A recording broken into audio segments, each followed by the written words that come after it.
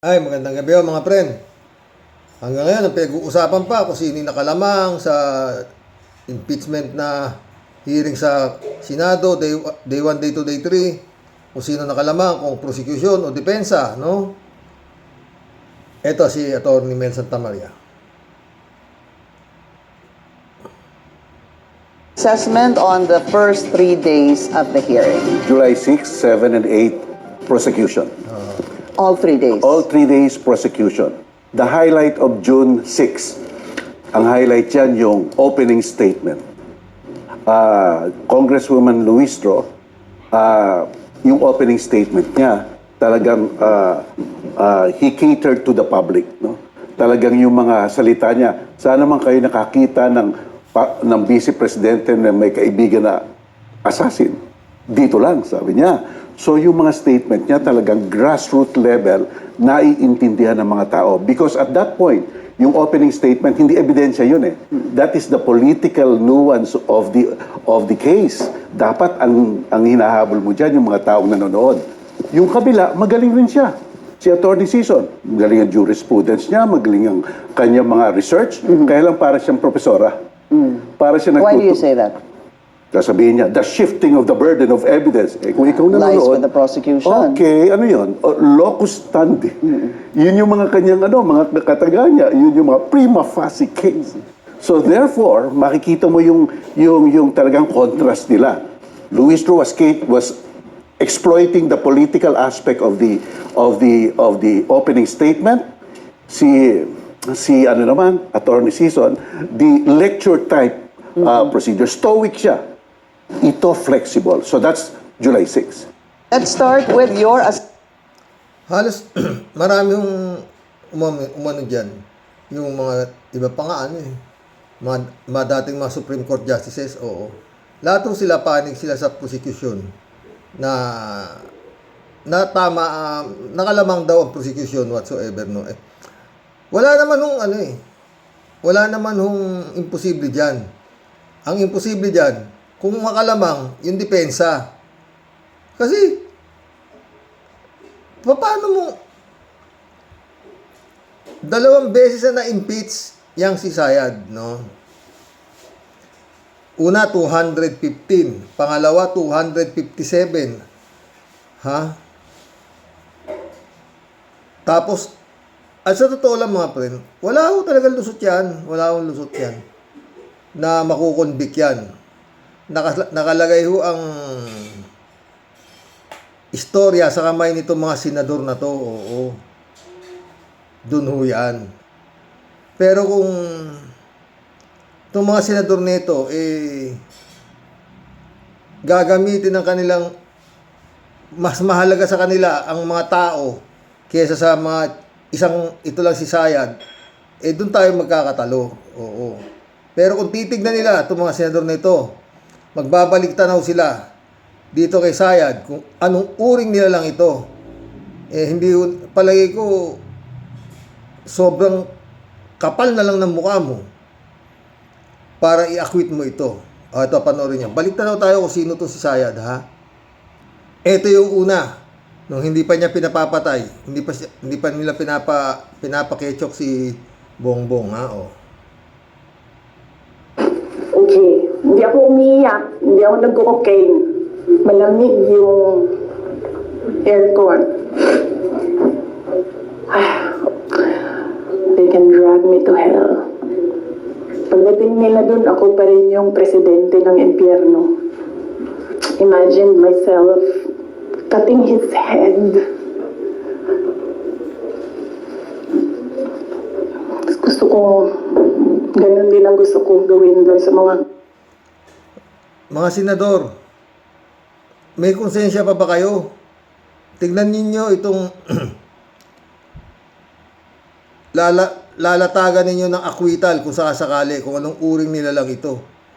Tama hindi lang naman si Montulfo nagsasabi. Luka-luka ho ito.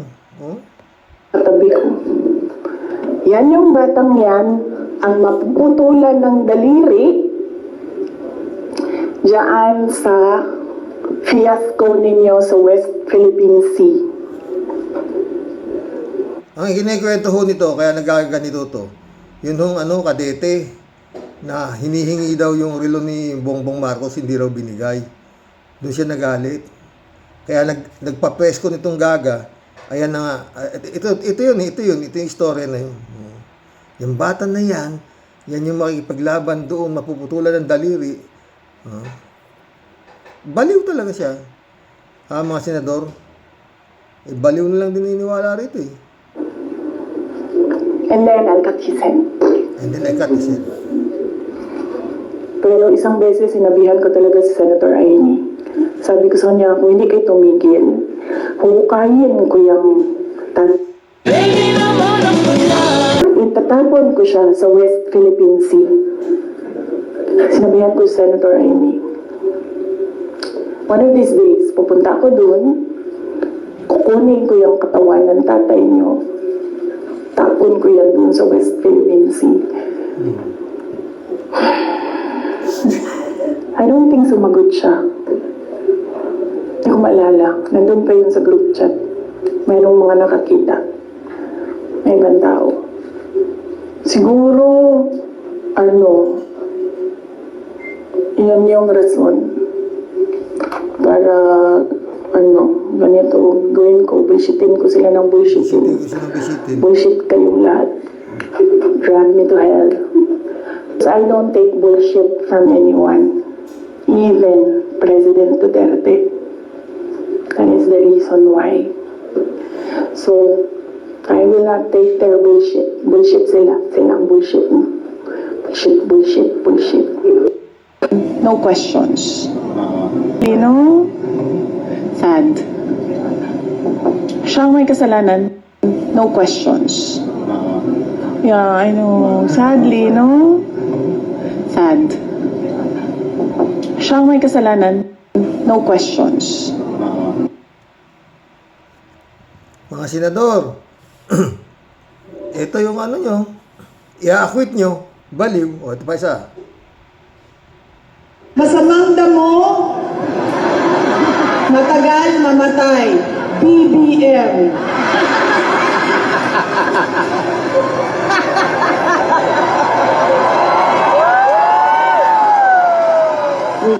Masamang damo, matagal mamatay. BBM.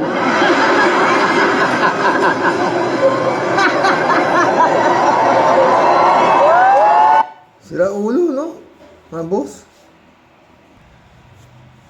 Ito naman yung kapatid niya, Isa ring adik, Isang ulo lang naman ang kailangan namin. Ang ulo ni Bongbong Marcos! Sabihin na natin, may nakawan nangyari, bigayan ng pera, whatever. Kasi that should be enough. Nagkaroon na kayo ng presidente that tolerated it. So what's next? Dadagdagan nyo pa? Nagpasarap na kayo ng sobra-sobra. Gusto nyo pa? You know, kung swerte na kayo sa buhay, it's time you give back to the people. Di balik niyo yung mga ninakaw nyo, tanga. Ba't ayaw nyo pa manahimik? Huwag niyong pahirapan yung mga tao. Tama na yan. Okay na yan. Siguro yung mga anak nyo maka-aral sa abroad, you can eat, in a very nice restaurants. Tama na yan. That's okay. Isang ulo lang naman ang kailangan namin. Ang ulo ni Bongbong Marcos! Sigawan naman yung mga zombie, no? Yan Dapat talaga, His Excellency, bago ka bumaba sa pwesto, malinis mo to. Oo. Mga kampunin kadiliman to eh. Ito pa siya, Hindi ko alam ano sinasabi niya, Unang-una, pinapaabot ko sa ating mga opisyal ng pamahalaan na itigil na muna natin yung pamumulitika at pananawagan nila ng transparency and accountability. Ayaw tumigil gulo kayo ng gulo di ba? Iba talaga sila, boss, no? Pero ang totoong pakay nila ay ang kanilang mga sariling political interest. Pangalawa, sa atin pa ring mga opisyal ng pamahalaan, natutukan natin ang kaayusan, kapayapaan at kaunlaran ng ating bayan. Matagal na Kung nagre-resign ka na, di maganda sana, no? nag-aantay ang ating mga kababayan na maging mas maayos yung kanilang buhay. At sa ating mga kababayan, huwag tayo mawalan ng pag-asa na merong mangyayaring pagbabago sa Mag-iingat ka, His Excellency. Live na live yung utos na ito, ha? ating bayan at huwag tayong mawala ng pag-asa sa kakayahan natin na maging isang mayaman na bansa. Ang pinakamalaking pagnanakaw Kung ano lang, babalikan lang nitong mga senador na to. Kung anong klaseng nila lang ito, bukod yung sinapak yung sheriff, pinagmumura lahat. Walang tamang galaw itong hayop na to. Ayan, oh. Putang ina ninyong lahat. Martin Romualdez, Lisa Marcos, Bongbong Marcos. Ginigit-git nyo yung mga tao ko dyan sa envelope na yan. Lisa Marcos, naalala mo? Nagpadala ka sa akin ng video? Sinabihan mo ako saan kukunin ang pera. Pinakita mo ang muka ng tao doon sa video message mo. Hi, this is she's been working with us for the longest time. We trust her. You sent me written instructions about money. Millions a month. Anong nakalagay doon sa envelope? DepEd. Anong ginawa ko? Binigay ko sa DepEd. Utak na mukha.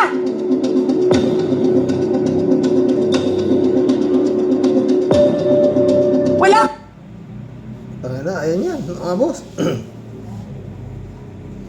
Mga senador, no, mag-isip-isip kayo.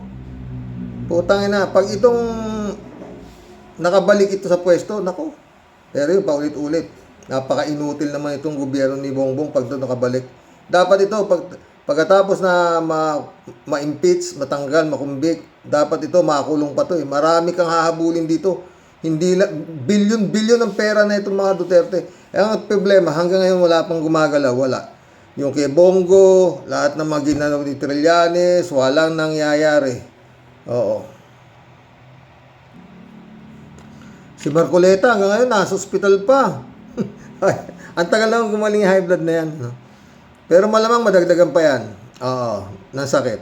Kasi, nasa ospital pa. Tuloy na naman ang dating ng warrant of arrest eh. O, to. Ang nadadala sa kulungan si Senator Rodante Marcoleta, panibagong warrant of arrest na naman ang isinilbi sa mambabatas sa loob ng Philippine National Police General Hospital. Ang panibagong kaso ng senador ay may kinalaman sa paglabag sa Presidential Decree No. 46 o ang pagbabawal sa sinumang nasa gobyerno na tumanggap ng regalo mula sa mga pribadong individual. Ito yung pagtanggap, pagbigay sa anumang okasyon sa isang government official and or employee. Ito yung PD46. Ito yung sinasabi ng 4th Division. Di ba alam ni Marcoleta to? Nabawal to. Katali-talino. Galing-galing mo ah. Hindi mo alam na bawal tumanggap ng regalo? Ang isang government employee? Ha? Lalo-lalo na. 75 million? Baka hindi lang yan. Ang marami pa nagbibigay dito eh. Oh.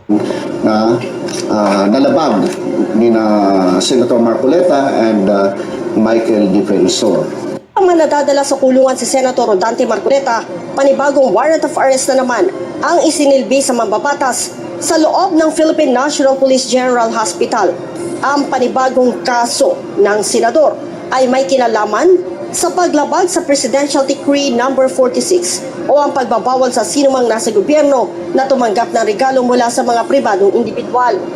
Ito yung pagtanggap, Tangina, presidential decree pa pala yan. Buta na Marcoleta ka, oh. pagbigay sa anumang okasyon, no, sa isang government official and or employee. Ito yung PD 46. Ito yung sinasabi ng 4th Division na nalabag ni na Senator Marcoleta and Michael Defensor. Natawa ko din sa mga patawa na to o reels. Ha? Ay, ewan ko sa'yo, bobo. Ang layo ng nilakad mo, yan lang sasabihin mo.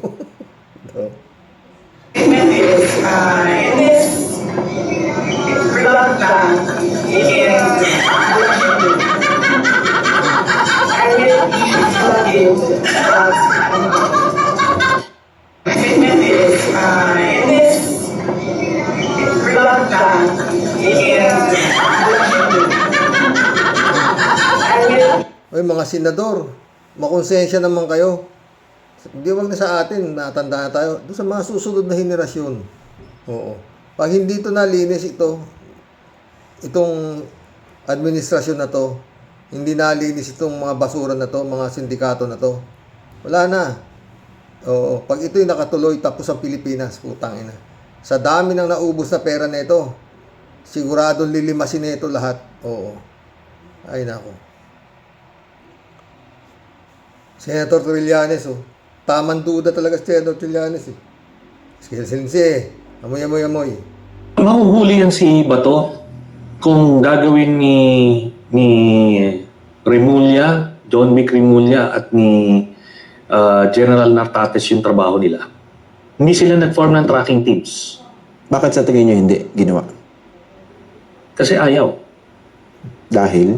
Ganun yun. Ayaw huliin.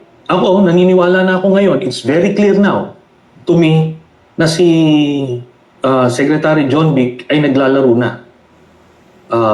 Playing both sides, ika nga. Ito mga kalaban ng administrasyon, pinoproteksyonan niya. Is either takot siya sa mga Duterte. Yung ano dun eh. Di ba naman putang ina, nasa kamay nila si Bato. Oh. Sino nagtimbre kay Bato na meron ka ng ICC warrant of arrest? Oh. Excellency, amoy. Or compromised siya. Meaning, nagpe-play both sides na siya. Namamangka sa dalawang ilog. Or talagang grossly incompetent siya. Ang pinakang all of the above.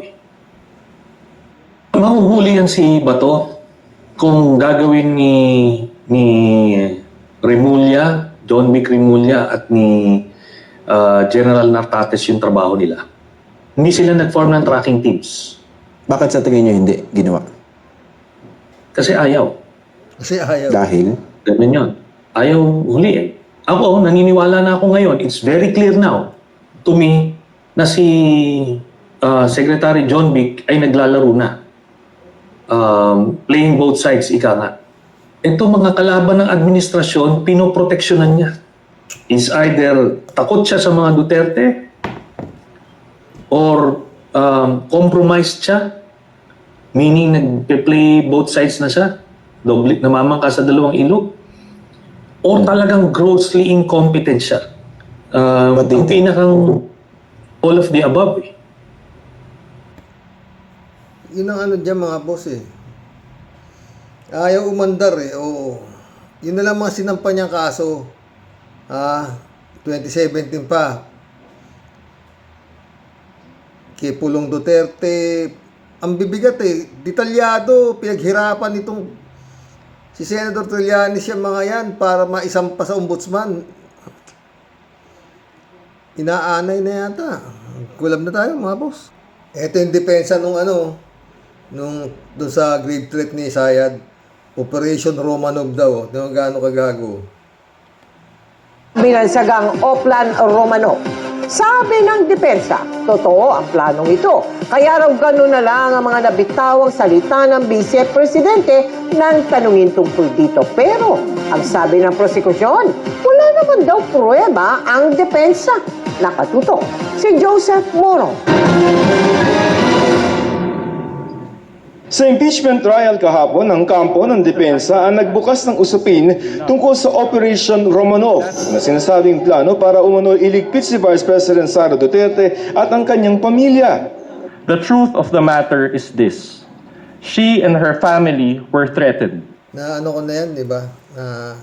Palusot lang yan eh. Wala namang ganyan dahil nga pinatawag siya ng NBI, di ba? Paulit-ulit. Para malaman niya sinasabi na yan. Oo, ayaw naman niya sumipot. Oo. Kaya kinasuhan nga siya ng NBI. Panahon pa ni Santiago. Pero dadapat subalit ngunit. Mukhang napanis na rin sa Department of Justice. Yung kasong isinampa nila dito kay Inday Sayad. Oo, di ba? Yun lang yun. Magkulab na tayo mga boss. Tsaka yun nga, paulit-ulit, no? Kung meron ka na lamang banta sa buhay mo, putangin na ka, kung di ka naman gagot kalahating tanga ka, ha? Mapapamura ka talaga eh. Ba't ka kukontak ng killer? Gago. Yun ang pasok sa tuktok mo. Gunggong ka pala eh. Dapat tatakbo ka sa NBI o saan re-report mo yung sinasabi mo merong kang nakuhang banta sa buhay mo. Ganun kasimple yun. Huwag ka tatanga-tanga. Yung tulo mo. Ngayon na, vice-presidente ka. Abogada ka pa. Ganun ka katanga. Di ba? Meron ka Operation Romanov. Putang ina. Uubusin pamilya mo. Ang takbo ng tuktok mo ko. Naghanap ka. Kinausap mo yung mga tauhan mo na binagbilinan mo na pag kami niyari, yariin nyo rin sila. Ganun yun eh. Tangina. Ganun yun. Hindi sila naniniwala sa kapulisan o whatsoever. Wala. Yan ngang mga bodyguard ni Inday Sayad. O 400 ba yan? Handpick yan eh. Siya ang pumili sa mga yan. Hindi si Bongbong Marcos. Siya ang pumili dyan. Baka yan nga yung mga hitman pa niya iba dyan eh. Yung mga nakapaligid sa kanya na yan. Oh. Ayaw niyang palitan yan. Yung mga yan. Talagang mga ano niya yan. Mga private army niya yan. Yung mga sinasabing Vice Presidential Security Group. Saka naman nakakita po tayo ng Vice Presidente. Merong Vice Presidential Security Group. Siya lang. Di ba? O, tayo na. Gano ka? Ay, nako, His Excellency. Pag yan hindi mo naglinis, mata mo lang walang latay. Kulam na tayo. Andaan mo yan. Bagay, parami ka naman pera. Di iwanan mo ni Pilipinas. May ibang bansa ka na. Kalat ni Baya, shout out. Pero kung gusto mong gumawa ng kalinisang pangalan, tapusin mo yan, kayang-kaya mo na yan. Si Digong nakapag-declare ng martial law sa Marawi, tinira yung Marawi, winasak. Hanggang ngayon yata, hindi pa nare-rehabilitate yung Marawing winasak niyan. Nag-declare ng martial law. Ang terorista, marami, malamang dyan, nandiyan dyan eh, sa Davao. Oo. Hindi terorista ang basta-basta, terorista in uniform. Oh. Sabi nga ni Motabato, ang kasama nilang pumapatay pulis at saka mga rebel returnees, pinag-isa ni Digong, galing ni Digong, di ba? Balik na kayo rito, bigyan kayo ng trabaho. Hitman. Good evening, Kasani. God bless your family. God bless your family too, Kalat ni Baya. Librado Lutubico. Blessed morning, Karox and all warriors, ha? David Ali Mendoza, good evening, Karox. Sino pa ba yung ogag na nag-i-interview kay Baste pala? Puro wala akong alam lang ang sagot nung inutil na mayor ng Davao. Kawawa ang mga taga Davao. Dapat nga yung Davao, isa ilalim na yan sa military. Tanggalin na yan dahil putang ina sa nakakita ng ganyan itsura ng mayor. At gusto pang magpresidente. Tangina. David Ali Mendoza, Karox. Yung binigkas po ni Sayad na bludgeoning, kinuha pala sa tula ng isang poet na foreigner na si William Ernest Henley na may pamagat na Invictus. Oo, pati mga statement niya ay kinopya pa din. Walang originality. Wala talaga yan. Wala talaga. Bobo nga eh. Baka nga kaya lang nakakapasaya sa takot doon sa tatay niya eh. David Ali Mendoza, Karox. Nagtanong ang tangang senador na si Imo. Mapapanganga ka talaga sa mga tanong ni Kimo. O, di ba? Bobo rin yan eh. Putang na ayaw ko ba? David Mendoza. Karox, yung Oplan Romanov, nagawa-gawa lang niya ni Inday Sayad. Baka nga sa pamilya ni BBM yung Oplan Romanov na yan eh. Nang mabuking, sila ay ang pamilya Dutae, kunwari, nakatuon ang plano na yun. Alam naman natin lahat na sinasabi ng mga Dutae ay pawang kabaligtaran. Totoo yun, di ba? Puro baligtad na sinasabi ng mga hype na yan. David Ali Mendoza, Karox, paano ba di ma-high blood si Marco Beta? Tumingin lang siya sa salamin, ma-high blood na siya. Visit. Ako makita ko lang siya sa TV na high blood na ako eh. Siya pa kaya? Parehas tayo. Parehas tayo, David. Michelle Edwin Mike, shout out my friend. Apolinar Tolentino, good evening, Karox. God bless you and your family. God bless, Apolinar Tolentino. Rodelia Alpilor, shout out. Hello po, Sir Rox. Bakit nagkaganyan at ang katawan ni Baste? Grabe na kapayatan, para siyang nauupo sa kandila. Sobra sa pagkabangag yang ang parusa ng Diyos kay Digong nyo. Pinaparamdam ng Diyos kay Digong anong klase siyang tatay sa taong bayan, lalo na sa kanyang mga anak. Nagka-leche-leche buhay ng mga anak niya. Tuloy lang po tayong manalig sa Diyos. Alang-alang sa kinabukasan ng ating mga kabataan. Talagang kakasukan na si Robin. Si Robin na yan. May masabi lang, di niya alang pati mga nakikinig sa kanya ay nagiging tanga sa kawalan kwenta niyang tanong. Ay, sir, sarap batukan ng buwisit. Sir Rox, pati tayo. Mabobobo sa punyeta na yan. Sir Rox, ingat po. Tayong lahat, and God bless us all po. God bless Rodelia, ha. Putay na, mabuti pa yung si Ben Tumbling, anak ng putang na eh.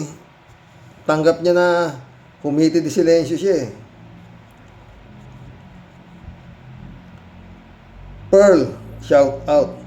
Talagang ayaw ng mga Pilipino na magkaroon pa ulit ng demonyong mamumuno. Bloodbath, burgeoning blood sugar, na nakakapaniwala talaga na ang pamilyang demonyo ng Davao, sugo ni Satanas para guluhin ang sanlibutan. Sang-ayon ako sa Jump Pearl. Ted, shout out Ted. Tagal na wala si Ted. Kimo! Sumasakit din ang pangako sa'yo. Hinahanapan mo ng credential ang testigo, ikaw dyan, kahit kalawanging tornilyo sa utak mo, wala. Tapos tatanungin mo pa, testigo kung nakakausap siya ang taong original na kumuha ng video ni Sarah. Siya na nga yun, ayaw pang maniwala. Gusto mo yatang isagot sa'yo ng testigo ay nakakausap niya na ang kanyang sarili para ka maniwala. Hoy, di siya tulad mong kinakausap ang sarili. Tangina ka kimuha, tangina mo. Ayayaya ka talaga. Nilo Fernandez, shout out. Bangag na bangag si Baste. No. Payat na ang putang ina eh. Pinapanood ko si Pinoy Canada, nakamputay na. Sabi niya, baka sa 2028 yung putang ito, butot balat na ito eh.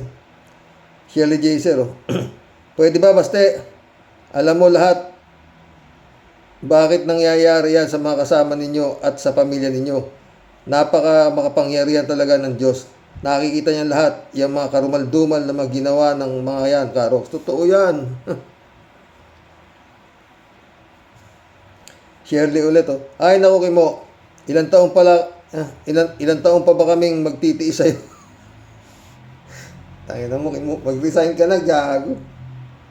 Lisa De La Cruz, shout out. Sa ka-travel, walang napala, ang bias, grabe. Tangina. Baliw nga ang putang. Ha? Lisa De La Cruz ulit, Sana palitan niyang Garcia na yan. Wow, Robin, sa'yo nang galing, hindi ka na nahihiya sa balat mo. Lisa De La Cruz, dapat baguhin ang batas ng eleksyon na yun. Mga kasuhan, hindi na pwedeng makakandidato. Dapat! Putang ina eh. Maski na nakakulong, pinapakandidato nitong Comelec nito eh. Basta wala pa raw hindi pa raw nakukumbik. Utang ina, ano klas? Tita Beach, shout out. Minemorize pa yan, ha? Tangin na ka, Sara, hindi ka nahihiya, ayop ka. Jojo Tol, shout out. Good day, Tol. At sa lahat ng subscriber lang niya, sinipon na ako kakapanood sa impeachment, ha? 3JC Hope, shout out, ha? Pastor Jun Lagon, my friend, shout out. Ay, naku, Sir Rox. Pag nakaupo yan sa Malacanang, baka maging brothel ang palasyo, kahiya-hiya. Totoo.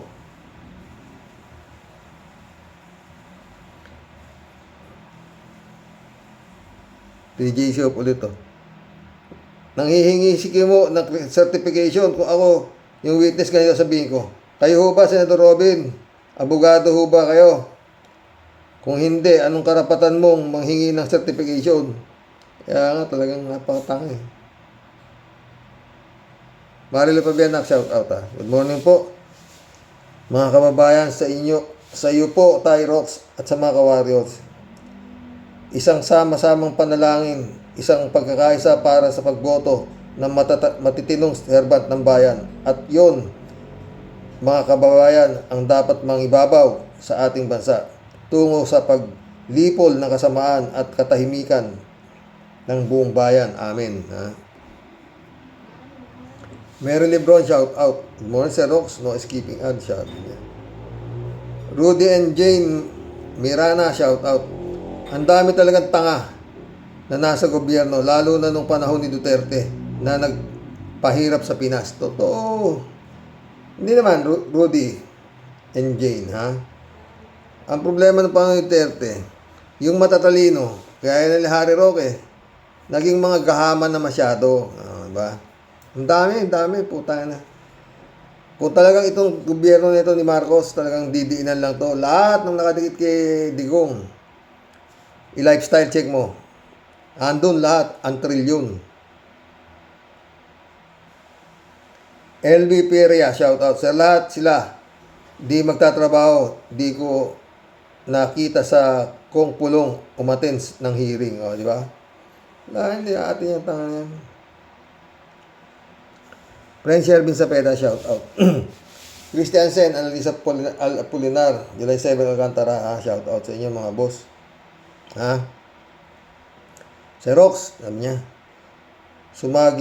sumagim papawid ang hari ng mga hari, ang di mapatinag na Panginoon ng mga halang ang kaluluwa, ang pinakahalimaw sa kasaysayan 10 ng kanyang miyembro ng pamilya, mga walang patumanggang paghahasik ng lagim at pinakasalot sa bayang Pilipinas. Kailan kaya talaga tuluyang mananahimik at maglalaho at magkakaroon pa po tayo ng lahat ng katahimikan at maayos na pagtulog at gising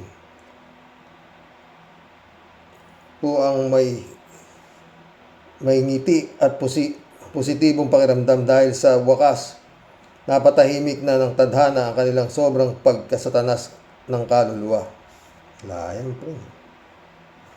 Hoy, hari ng Satanas, kahit ano pang sabihin mo, doon ka magpaliwanag sa lelong mong panot na yawa ka. At sino ka, Ber? Yang itsura mong yan, matatakot kami sa iyo. Pwe, mas okay nung manahimik ka, linisin mo yung sarili mong basura. Hindi mo pa nga napaplansya yung mga nasasagot yung katakot-takot mong atraso sa batas.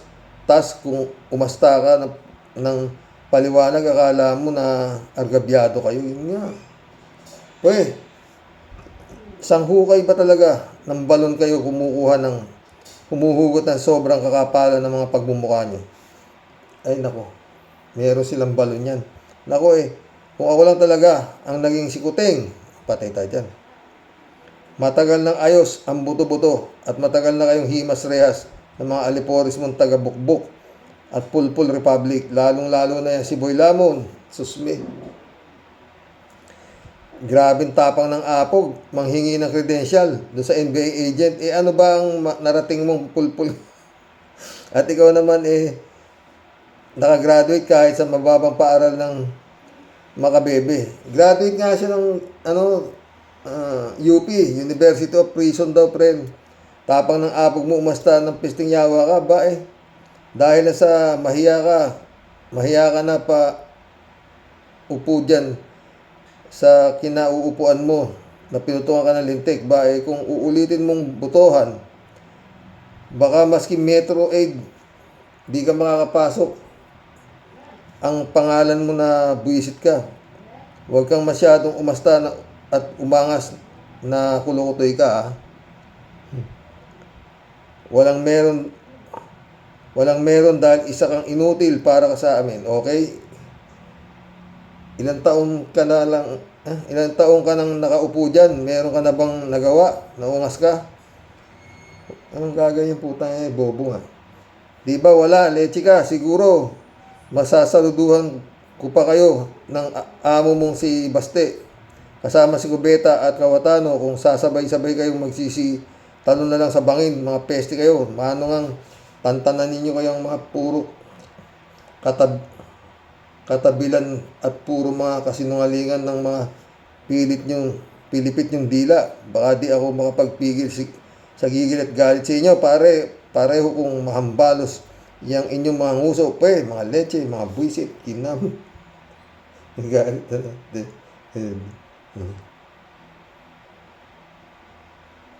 Chupista Bunao. Good afternoon po kuya at sa mga ka-warriors. Nakakalamang sila sa objection dahil napakababaw naman mag-object. O tama, alamang yung defense objection. Chupista Bunao ulit. Ang totoo kuya, gawa-gawa lang yan magpapatay sa kanya. Ang problema, nasobrahan sa imahinasyon na may gustong pumatay sa kanya. Iba tama eh. Kung talagang lintik eh, no? Chupisa ulit, Kuya, sabi ni Ken Garcia, di daw i-appoint ni BBM si Trillanes kasi magkaiba sila ng partido at baka daw pagdating ng araw kasuhan din daw ni Trillanes si BBM. Ganun yon. Dapat si Trillanes, presidente, takbo yun. Chupisa Bunao, humingi po ako kuya sorry sa comment ko nang may gagayahin naman ng mga kabataan. At nalulungkot din naman po ako sa mga namatay ng mga kabataan at sa mga nasugatan. At di po tamang napanood po ng mga kabataan ang mga pinagsasabi ni Inday. Yun lang po, paumanhin po sa mga nabiktima ng pamamaril sa Tacloban. 3J show po. Sir Rox, kaya mo akong masyado na-amaze. Una, sabi nga ni Marcolecta, mahirap daw talaga ang walang law background. O sa madaling salita, hindi abogado kasi hindi sila marunong ng batas o hindi maintindihan ng batas. Nanghihingi ng credential ng MBA agent, si Kimo nga nalito mismo sa sarili niyang tanong. Nakuha mo 3J show ulit Kahit Duterte apelyido ni Baste, hindi guarantee na mananalo siya unless dadayain. Mismo! Hindi rin ako niniwalang nanalo nga yung mga sa totoo lang. Sino ang boboto sa kanya bilang presidente? Takot lang ang mga tao sa Davao sa mga Duterte pero hindi sa buong Pilipinas. Ang problema nga, friend, babayaran nga niya yan lahat Pera, papaanda rin yung hype na yan. Alam mo naman sa hirap ng buhay ngayon, puta. Tatakutin pa. Hawak pa ako umilik, nagka-leche-leche na. Marilyn Digma, shout out. Correct, dapat lang alisin na yan si Baste sa pagka-mayor. Dapat. Eddie Luna, shout out. Sabi niya, hi, hello Karox, kumusta ka na? At magandang araw sa inyo dyan. Sa topic mo ngayon ay tungkol dito sa isang nakaka-high blood na si Baste. Una sa lahat, anong klaseng lingkod bayan yan? Mukhang sanggano. Mabuti, nakakatiis pa ang mga kasama niyan sa trabaho. Sa itsura pa lang yan, hindi gagawa ng maganda. Totoo, yan kita mo naman pag-ugali. Sa pagsasalita pa lang, alam mo na walang pinag-aralan, bastos at demonyo. Ang itsura kung makapagsalita, wala kang makikitang mapakikinabangan man lang ng mga taga Davao man lang. Pag yan ang naging presidente ng Pilipinas, wala na, Karox. Wala nang pag-asa ang Pilipinas. Wala na talaga. Salamat sa iyo, Karox. Wala na talaga. Di Luna ulit, oh.